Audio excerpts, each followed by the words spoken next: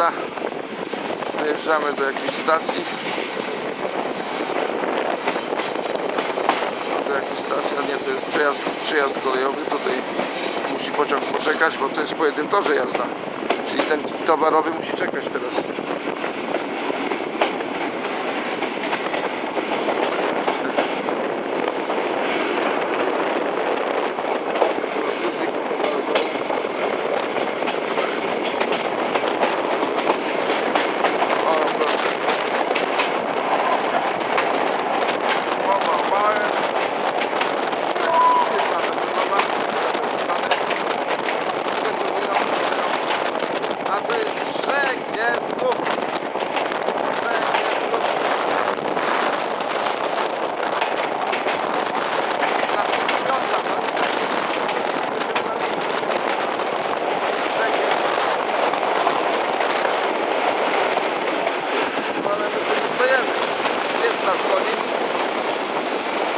O, stajemy.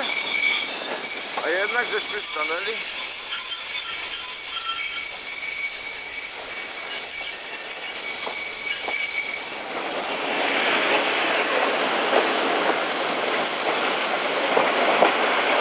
Brzeg jest.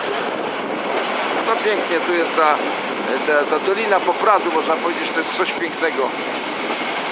No i my tu właśnie przejechaliśmy tędy. Teraz na Wegestów.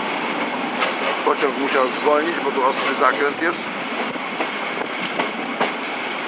No tutaj drzwi rozbite, pusty budynek. Ciżemka, o, restauracja Ciżemka. Pstrągi mają. No wiadomo, jak jest Poprad, to i pstrąg musi być. I sprzedam pensjonat. O, za ciszę jest. Także można sobie pensjonat kupić nad Popradem.